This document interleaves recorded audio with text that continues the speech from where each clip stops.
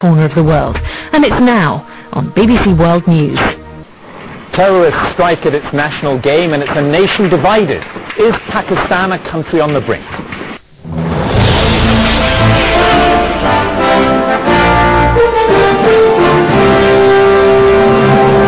This week, with the country still reeling from the attack on a visiting cricket team, we examine the myriad problems facing Pakistan and ask what the international community should do for this nuclear state. Pakistan, an essential country to the West, and a nuclear power, so you can't turn your back on Pakistan. We speak to the founder of International Television News, Ted Turner, on the economy, the environment, and the future of news. More and better information, more quickly received, has got to be overall a plus. Is that everyone?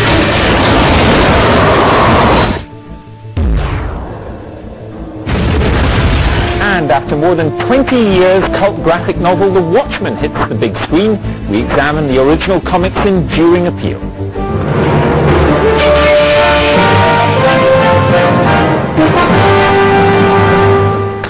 Hello, the attack on Sri Lanka's cricket team in Lahore this week has led to a wave of criticism and bitter infighting over apparent security lapses in Pakistan. Even before the attacks, which killed 6 policemen and a driver and injured 8 tour members, Pakistan was a deeply divided country, rife with corruption, seething with discontent, and unsettled by Islamic fundamentalism. It's considered a frontline state in the West's attempts to fight the Taliban and Al-Qaeda. And on top of all that, it has nuclear weapons. Richard Watson reports.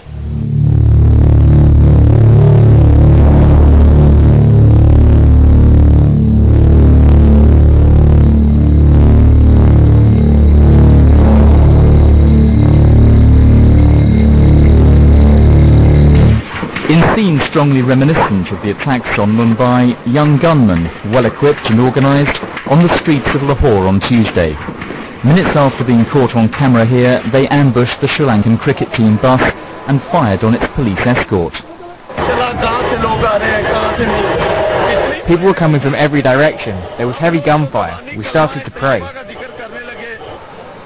In the days since the attack, there's been much criticism of Pakistan's security plan, particularly over claims that warnings of an imminent attack went unheeded and that security was fatally compromised by a recent government shake-up of senior police in the Punjab province. I think this was one of the worst security failures in Pakistan. The Pakistan government guaranteed the Sri Lankan cricket team that they would provide them security. And to see the type of security provided to the Sri Lankan cricket team was completely shameful. This is far more significant than a sporting disaster for Pakistan. It's the latest in a series of terrorist strikes and political crises which expose the country's fragility. If the attackers prove to be homegrown militants, then it will once again throw a long shadow over President Zardari's attempt to keep insurgents in check and international efforts to stabilise the wider region.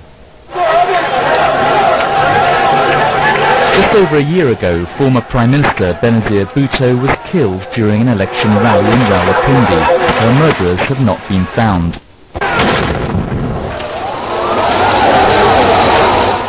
Then there was the half-ton truck bomb at the Marriott. 52 died. Most recently, the government was forced to admit some of the planning for the Mumbai attacks was carried out in Pakistan. Some part of the conspiracy has taken place in Pakistan, and all those, according to the available information, most of them, they are in our custody. Suspicion will focus on 2 areas, one near the Afghan border, a stronghold of the Pakistan Taliban, and 2, the Punjab, where madrasas have been used by the militant group Lashkar-e-Taiba in the past, named as being behind the Mumbai attacks. One source said that amongst the armoury recovered were 9mm pistols. 9mm pistols were also issued to the Mumbai terrorists. The fact that this attack on the Sri Lankan cricket team took place in Lahore is interesting because the Mumbai gunmen were in communication with members of the Lashkar-e-Taiba also based in Lahore. It's one of the main logistical hubs for the LET. Muradek, the main headquarters of the organization, is just on the outskirts of the place. And Lahore is very much a pivotal center for Lashkar-e-Taiba activity over the last 10 years. Pakistan is being stretched on all fronts. To the west, the Swat Valley has been ravaged by fundamentalist violence. Swat has been terrorized. I mean, there's no other way to put it. Schools have been blown up.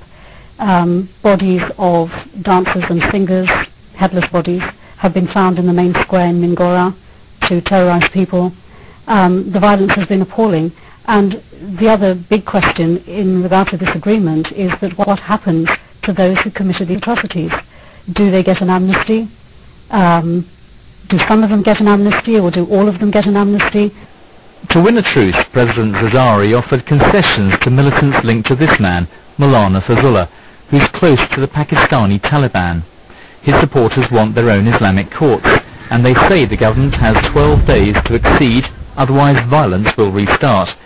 So is the fact that the government is bowing to these threats a sign of a failing state?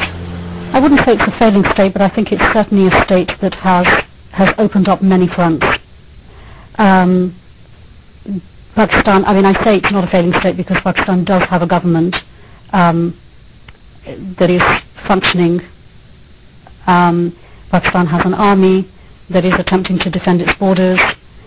But Pakistan has many, many problems, and it almost shifts from one crisis to another. These problems reverberate far beyond Pakistan's borders. Take Afghanistan. Control over the northwest frontier province is vital to stop the Taliban resupply. Take extremism in Pakistan. That's affected by the dispute with India over Kashmir. And take terrorism on the streets of Britain, heavily influenced by British Pakistanis who travel to Al-Qaeda strongholds in Pakistan. There's international concern that if Pakistan unravels, the consequences for terrorism across the world would be grave. One radical idea which has been considered would be to create a new zone between Afghanistan and Pakistan, which would be dominated by the Pashtun tribe. There's no doubt that the Pashtun tribes are hugely influential and of course are deeply underrepresented in every political sphere. Now, what that would look like, what the solution would, whether it would be some form of new state or simply, or more simply, the recognition of tribal differences and the fault lines between the two of them, I don't know yet. But I think there's no doubt that we must address the importance and the significance of the Pashtun tribes. Pakistan would see it as suicidal. No country would want to see itself being broken up. And this is something that I've heard about for over at least 2 years. But it is almost said as a wish list by the West. The focus is now on the investigation into Tuesday's attack. The FBI have offered assistance, as they did with Mumbai. And just how far Pakistan engages with this offer will be seen by the international community as an acid test. Richard Watson. Well, my colleague Jeremy Paxman discussed the problems of Pakistan with Michael Shoer, the former head of the CIA's Bin Laden unit, and Mohsin Hamid, who grew up in Lahore and is author of the novel The Reluctant Fundamentalist. When you hear about this sort of thing happening, you look at the other events happening in Pakistan, the weakness of the government and everything else, does this look to you like a failing state? It looks like a state in trouble. I think Pakistan, when we say failing state, it's, Somalia comes to mind, and maybe I'm blocked just by emotional attachment from believing that that could happen. But I think that there's many reasons to be hopeful for Pakistan despite the spate of bad news.